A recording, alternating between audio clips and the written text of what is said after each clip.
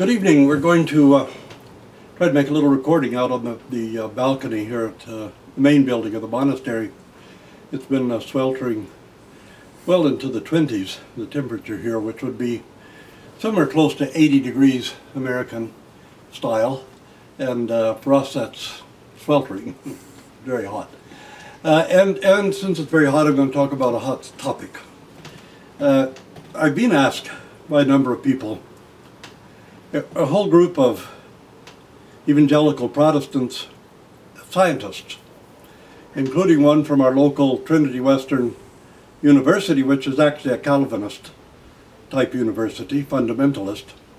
But one of the research professors there in biology, and together with a sizable group of fundamentalists, of evangelical Protestant scientists, have come to the conclusion that it's impossible for Adam and Eve to have been historical persons, that would have been impossible for us, even moving the time of Adam and Eve back a few thousand years, because of the genetic changes and mutations and differences in people, that it couldn't possibly have been an historical situation.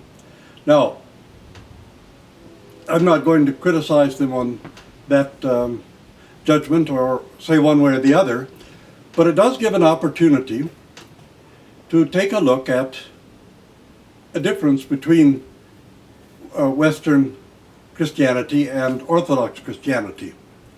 In looking at the way that this idea would affect the teachings and doctrines, particularly about salvation, the whole Western system actually collapses when they say that Adam and Eve were not historical personages, in a way that wouldn't necessarily affect the Orthodox Christian Church. As you know, everything that we consider dogmatic in the Church flows out of the nativity of Christ. And we understand through the nativity of Christ and the life of Christ what we consider to be the means and purpose of redemption, even the incarnation of Christ. From a Calvinist or Augustinian point of view in the West, the first crisis is that following Gnosticism or Neoplatonism believed that mankind was created immortal by nature. That, of course, is quite impossible, because to be immortal by nature means that you're God. Only God can be immortal by nature. Mankind was created with mortality to become immortal through grace. Therefore, man was mortal by nature. And consequently, when we talk about death resulting from Adam and Eve's transgression, we're talking about the fact that mankind became separated from their immediate relationship with God. Consequently, since we're immortal by nature, by being in communion with the one who's immortal by nature is God, and we who are mortal by nature gain immortality by being in full communion with the source of life itself, that is, with God. The second crisis for most Western Christianity is the heresy of original sin. Now, the doctrine of original sin teaches that there's a genetic guilt that's passed on genetically. In other words, we have some kind of guilt genes or a guilt chromosome that's passed down from Adam and Eve to all mankind, are born guilty because they have some gene in their system or some chromosome that for guilt of some kind, even if it's a spiritual chromosome. And consequently, without the historical Adam, original sin collapses.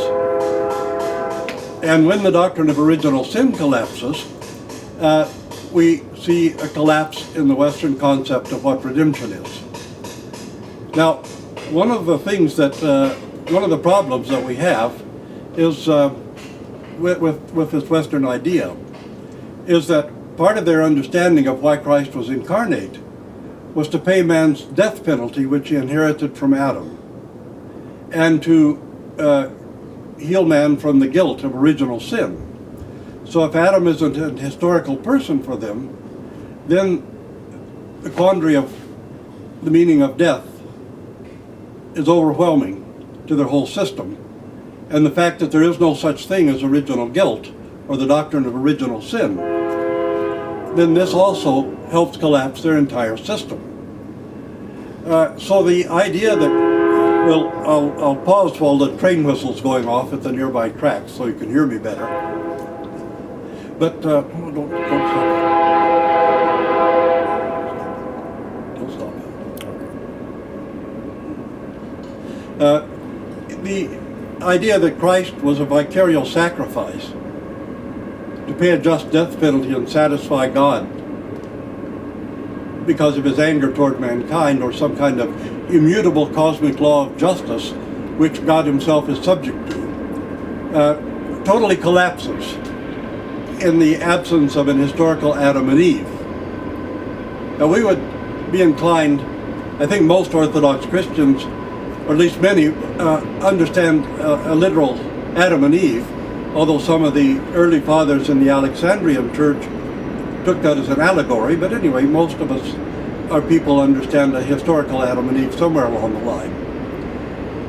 But in the face of somebody saying that there was no historic Adam and Eve, supposing for a moment that we took that seriously. In the first place, we were created mortal. So immortality is not something that was lost by Adam and Eve for us, by being excluding themselves from paradise. We were mortal, but we became subject to death because of the separation between us and God. And we continued to be subject to that alienation which results in death because of the consistent misuse of our energies. And this is what sin really consists in. It's not breaking laws, it's the habitual misuse of our energies. So this is one of the first things that we need to remember, that we did not inherit guilt from Adam and Eve. And we did not become mortal because of Adam and Eve. Mankind was mortal from the beginning. I know some people will argue, well, if Adam and Eve hadn't sinned, and there would be no death.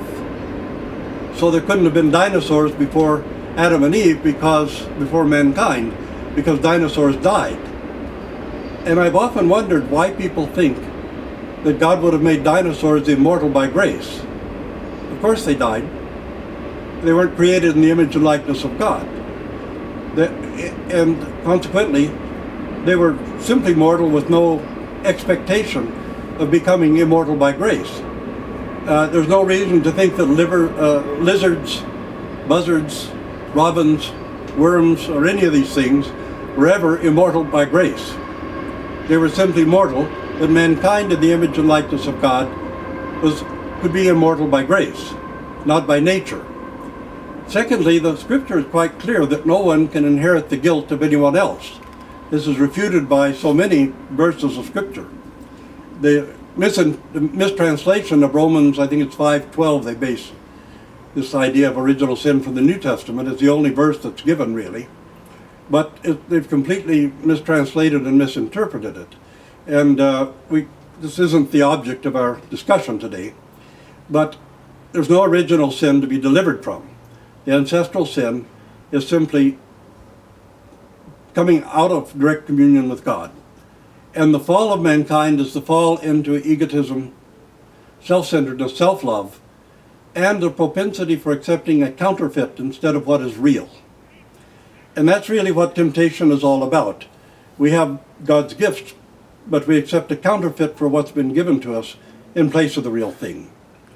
And the incarnation of Jesus Christ is for the re-sanctification of the human nature.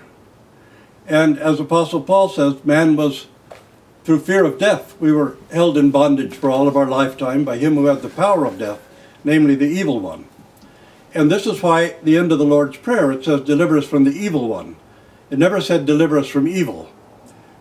Because if evil has no being, has no ontological being. If evil had an ontological being, it would mean that God had created it, and therefore God was the creator of evil. So we're delivered from the evil one, the one who has become evil. And the basic definition of evil has to be a lack of empathy, a total lack of empathy. And the more one lacks empathy, the more evil one becomes. And we'll have a whole broadcast about empathy and evil a little bit later. But the idea that Adam and Eve were not historical personages does not have the same effect on Orthodox Christianity that it does on Augustinian Christianity, the Christianity built on the heresies of Augustine of Hippo. And so one can take that information and that surmise any way you want. The fact is, of course, Adam and Eve may very well not have been historical personages.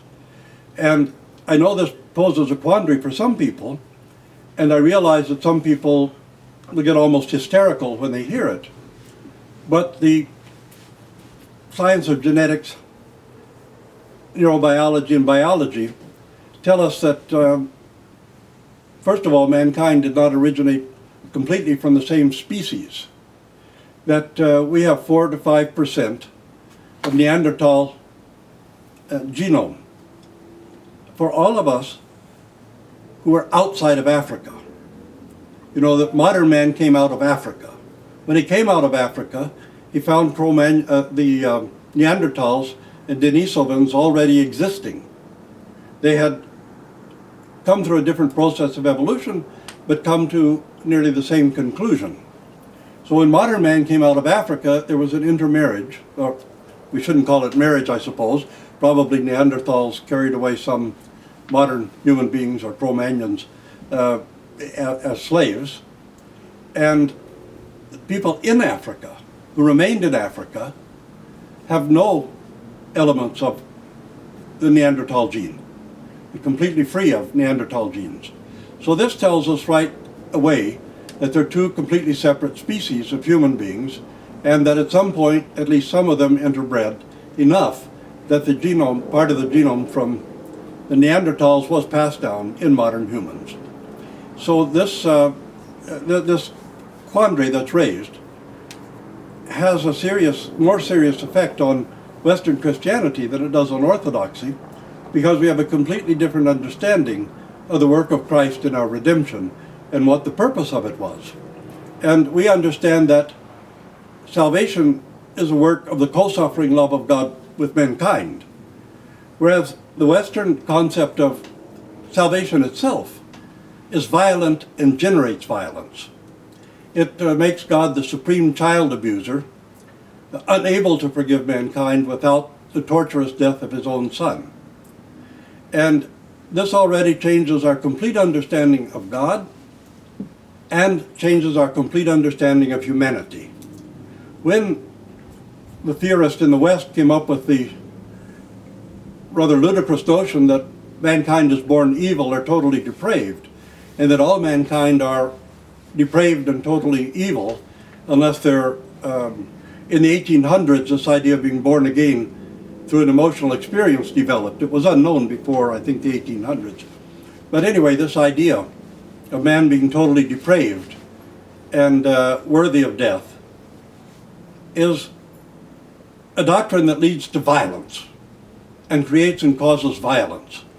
So, and violence against other human beings. We always see people who are not like us as being depraved and somehow subhuman.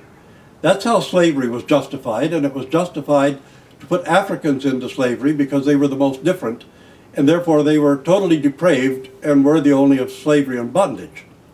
So this is where the clash comes in for evangelicals and fundamentalists in this assertion by so many Christian members of the evangelical church who are scientists who say that it's impossible for Adam and Eve to have been historical personages. The Orthodox Church is above and beyond all of these considerations. So if we will consider Adam and Eve to actually be historical persons, well, that's what is written. But in the announcement by these Protestant scientists that they're not, would never affect Orthodox doctrine or teaching in any case, but it would collapse fundamentalist and evangelical doctrine about salvation, about redemption, about the purpose of Christ's incarnation.